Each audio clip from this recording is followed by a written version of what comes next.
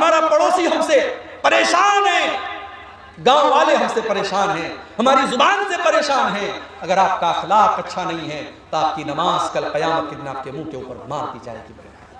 اللہ کے نبی فرماتے ہیں ما من شیء یوضع فی المیزان اثقل من حسن الخلق، قیامت کے دن انسان کے نامے اعمال میں سب سے وزندار چیز اگر کوئی ہوگی تو اس کے اچھے اخلاق ہوں گے۔ ہمارے نبی کا اخلاق دیکھو، ہمارے نبی کا اخلاق دیکھو، آپ نے کبھی اپنی ذات کے لیے کسی سے بدلہ نہیں لیا، کسی سے انتقام نہیں لیا، اپنے خون کے دشمنوں کو بھی آپ نے معاف کر دیا۔ جب مکہ فتح ہوا اور آپ کے وہ دشمن جنہوں نے نماز کی حالت میں آپ کے اوپر گندگی ڈالی تھی، جنہوں نے آپ کو مکہ سے نکالا تھا، جنہوں نے آپ کو بہت طریقے کی تکلیفیں دی تھی، آج وہ سب کے سب لائن سے کھڑے ہیں۔ اللہ کے نبی پوچھتے ہیں بتاؤ تمہیں مجھ سے کیا امید ہے؟ سب کے سب سر جھکا کر کے کہتے ہیں اے محمد آپ تو شریف باپ کے شریف بیٹے ہیں، آپ سے اچھی امید ہے۔ اللہ کے نبی فرماتے ہیں جاؤ میں تم سے وہی بات کہتا ہوں جو یوسف علیہ السلام نے اپنے بھائیوں سے کہی تھی، لا تثریب علیکم اليوم، جاؤ محمد رسول اللہ کسی سے بدلہ نہیں لیں گے، اذهبوا انتم الطلقاء، جاؤ تم سب کے سب آزاد ہو۔ یہ اخلاق اپنے اندر پیدا کرو میرے بھائی۔ آج ہمارے ملک کے حالات بھی بدل رہے ہیں، نفرت کی ہوائیں بڑی تیزی سے چل رہی ہیں۔ آپ کے بہار کی سرزمین پر ابھی حالات اچھے ہیں، بہتر ہیں، مگر دوسرے علاقوں کے حالات بہت زیادہ برے ہو رہے ہیں۔ مگر میں سمجھتا ہوں کہ نفرت کی اس آندھی کو بھی ہم روک سکتے ہیں۔ ہمارا فارمولہ وہی ہے جو ہمارے نبی کا فارمولہ تھا، اور وہ فارمولہ کیا تھا؟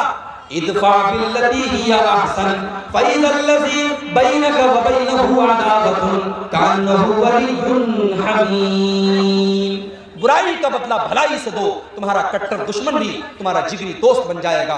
میرے نبی کا حال یہ تھا کہ ظالم سے لیا ظلم کا بدلہ نہ کسی وقت، ظالم سے لیا ظلم کا بدلہ نہ کسی وقت، مارا بھی تو اخلاق کی تلوار سے مارا۔ میرے نبی نے اپنے دشمنوں سے بھی بدلہ نہیں لیا، میرے نبی نے اپنے خون کے دشمنوں کو بھی معاف کر دیا۔ اپنے اخلاق کو بہتر بناؤ میرے پیارے ساتھیوں، اور جب بات اخلاق کی آئی ہے تو سب سے پہلے آپ کے اخلاق آپ کی بیوی کے ساتھ کیسے ہیں، آپ کے پریوار کے ساتھ کیسے ہیں، آپ کے بچوں کے ساتھ کیسے ہیں۔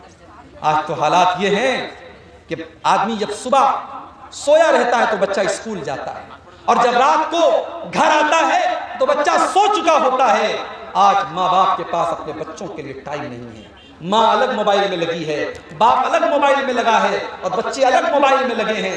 اپنے بچوں کی تربیت کے لیے ٹائم نکالو میرے بھائی۔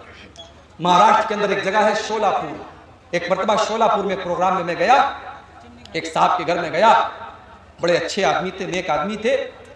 انہوں نے کہا مولوی صاحب میں رات میں جب سوتا ہوں تو سورہ ملک پڑھ کے ضرور سوتا ہوں۔ اللہ کے نبی کی حدیث ہے کہ جو رات کو سورہ ملک پڑھ کر کے سوئے گا اللہ اس کو عذاب قبر سے بچائے۔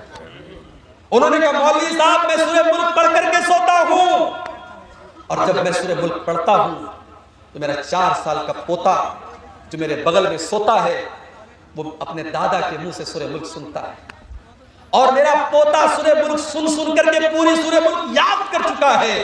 اور 4 سال کے ان کے پوتے سے جب میں نے پوچھا تو اس نے پھر پوری سورہ ملک پڑھ کے اس نے مجھ کو سنا دی۔